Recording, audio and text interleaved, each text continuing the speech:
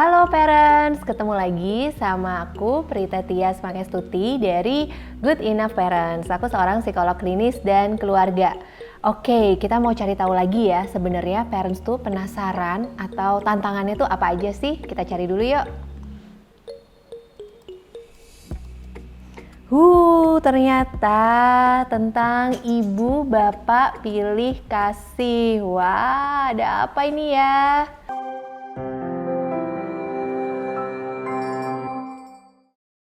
Oke, jadi mungkin kita kayak bertanya-tanya gitu ya, sebenarnya ada nggak sih orang tua itu yang suka pilih kasih? Nah, ini sebenarnya aku juga mikir-mikir menarik nih pertanyaannya.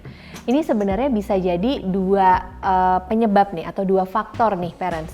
Faktor yang pertama, dari segi kita nih orang tua gitu ya, bisa jadi kita tuh sebenarnya punya yang namanya entah keyakinan, entah ekspektasi ke anak yang itu mempengaruhi respon kita ke anak. Aku kasih satu contoh ya, nih misalnya si bapak ini punya ekspektasi nih, oh kalau anak cowok itu tuh mesti kuat, nggak boleh lebay, nggak boleh nangis gitu ya, mesti melindungi gitu.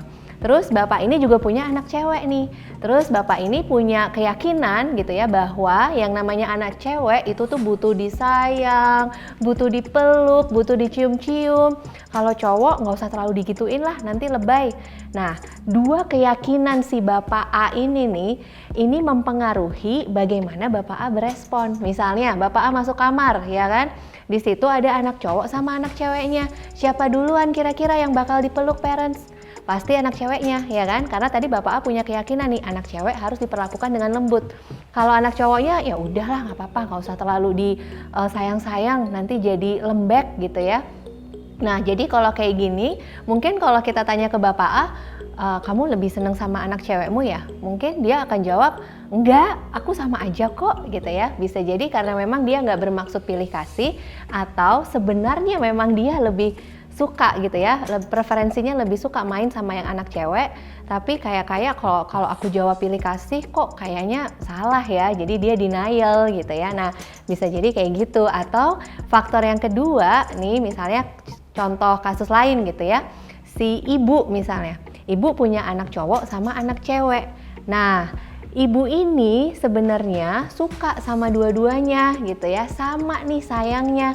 Tapi yang cowok ini lagi ada tugas. Nah, ibunya nemenin deh ngerjain tugasnya, kejadian di aku nih ya, nemenin kakaknya ngerjain tugas yang cowok. Akhirnya adiknya yang cewek bilang, Mama tuh gak sayang ya sama aku ya, Mama sayangnya cuma sama Mas ya. Nah loh, kalau kayak gini sebenarnya ibunya tuh nggak ada kok preferensi atau pengen pilih kasih, cuman anak ceweknya ini punya keyakinan yang salah. Kalau mama nggak lihat aku, kalau mama nggak perhatian penuh sama aku, berarti mama nggak sayang aku. Mama sayangnya cuma sama Mas. Kira-kira gitu ya parents ya, bisa jadi orang tua yang punya preferensi atau bisa jadi anak yang salah tangkap. Oke, jadi umur berapa sih ya anak-anak itu mulai sadar kalau orang tuanya itu pilih kasih misalnya gitu ya. Nah, ini nih menarik nih parents. Sebenarnya dari bayi pun anak ini punya kemampuan menyerap perilaku-perilaku yang ada di sekitarnya, orang-orang yang ada di sekitarnya gitu ya. Misalnya nih anak umur 11 bulan, dia jatuh, dia nangis gitu kan.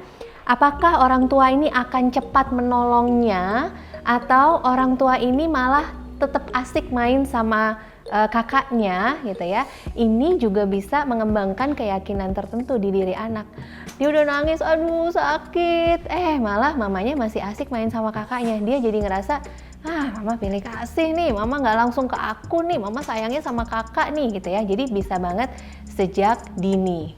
Nah, jadi sebenarnya nih ya, apa sih yang menyebabkan orang tua ini seolah-olah pilih kasih? Nah, ini ada satu artikel yang menarik ya. Di situ dibahas kalau orang tua ini bisa jadi punya preferensi, minat, value, atau dia ini punya bayangan karakter anak yang ideal gitu ya.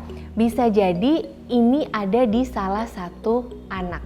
Sebagai contoh misalnya ya, si bapak nih, bapak ini waktu kecilnya gitu ya, dia ini suka banget main di luar, suka main sepeda, suka outdoor activity.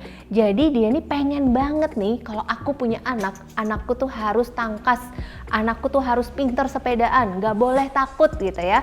Terus bapak ini punya 2 orang anak. Kebetulan yang kakaknya ini lebih lama nih adaptasinya kalau main outdoor activity. Lebih butuh waktu latihan, cenderung agak takut-takut gitu ya. Nah si adiknya ini nih lebih berani. Wah semua dihajar deh, mau sepatu roda, mau sepeda gitu. Kalau menurut parents kira-kira si bapak ini jadi lebih semangat nemenin yang mana nih? Pasti yang ke adik kan, karena sesuai dengan apa bayangan ideal tentang anak yang oke gitu ya. Nah jadi ini salah satu penyebab pilih kasih.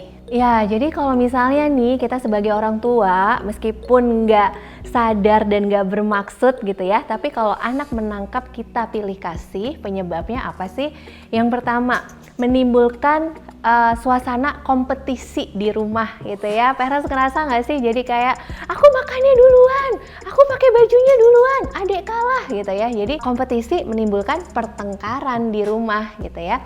Yang kedua, bisa salah satu nih dari kakak adik jadi timbul rasa nggak pede, insecure. Nah ini pernah kejadian nih di anakku ya, adiknya bilang aku nggak bisa gambar, nggak bakal bisa deh sebagus mas gitu ya. Siapa tahu aku salah nih kebanyakan muji kakaknya di depan adiknya gitu kan. Terus yang ketiga nih, kalau berlanjut kayak gini terus ya, yang ditakutkan sampai mereka dewasa nanti hubungan persaudaraannya tuh takutnya jadi kurang sehat, jadi nggak suportif. Terlebih lagi gitu ya, kalau nggak hati-hati nih bisa jadi sibling rivalry-nya ini bisa sampai nanti dewasa, sikut-sikutan, rebut-rebutan, atau saling menjatuhkan satu sama lain. Duh jangan sampai ya parents ya kejadian kayak gitu ya. Oke, nah ini pasti pada nanya-nanya gitu kan, aku tuh nggak bermaksud Mbak Prita untuk pilih kasih gitu ya, tapi gimana dong caranya supaya nggak pilih kasih? Nah parents, meskipun aku tahu susah banget, tapi pertama yang perlu diusahakan adalah kita punya waktu one on one sama masing-masing anak ya. Jadi kalau anaknya 2, 3, 4, nah itu mesti dibagi. Dan kalau bisa disepakati sama pasangan. Contoh nih misalnya kalau aku, oke, kalau Sabtu pagi aku sama adiknya aja, kakaknya nggak boleh ikut. Karena apa? One on one ini perhatian kita, mata kita itu jadi fokus cuman ke satu anak gitu ya. Mereka nggak rebutan ngomong. Bapaknya juga mesti punya gitu ya, sama salah satu anak gitu, dan itu kalau bisa emang kita jadwalkan. Yang kedua, kita perlu di depan anak-anak ini gitu ya, kita menyampaikan atau mendiskusikan apa sih strength-nya mereka gitu ya, biar mereka tuh sama-sama ngerasa, oh aku berharga kok, meskipun aku adik misalnya umur yang lebih kecil, tapi aku tuh juga punya kebisaan ya. Nih misalnya aku diskusiin sama kakak adik ya, sama anak-anakku. Oke, kalau Mas itu sukanya apa sih? Oh, Mas tuh sukanya belajar coding, belajar matematika gitu ya. Kalau adik tuh sukanya gambar, sukanya naik sepeda, dan semuanya bagus. Dan terakhir ya, supaya nggak terkesan kompetisi di rumah, supaya nggak terkesan kita pilih kasih gitu ya, ciptakan suasana yang kolaboratif. Kolaboratif nih maksudnya gimana? Saling ngebantu. Jangan cuman kakak yang disuruh bantu adik. Bantuin dong adikmu, kasihan masih kecil.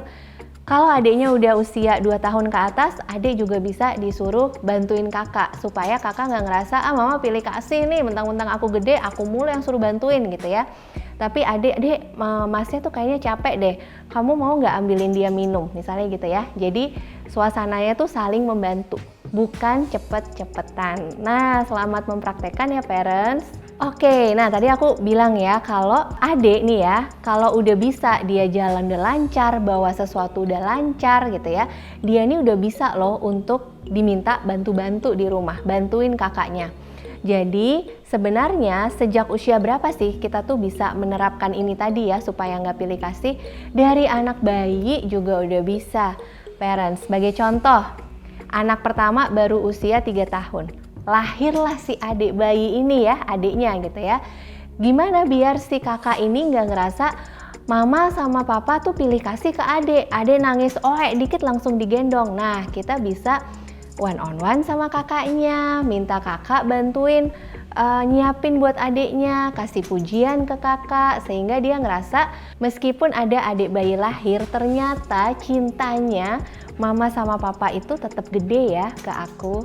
Oke, nah jadi itu ya parents ya, seluk-beluk gitu ya kalau kita mengasuh lebih dari satu anak supaya anak nggak merasa kita itu pilih kasih. Nah kalau parents masih ngerasa, aduh Mbak Prita tapi perilaku anakku tuh menantang banget, bikin aku susah buat nggak pilih kasih. Parents bisa tengok-tengok ke webnya Good Enough Parents, di sana ada kelas yang tentang sibling rivalry, ada juga kelas tentang positive discipline supaya kita bisa membersamai anak-anak dengan kind and firm. Selamat berlatih parents!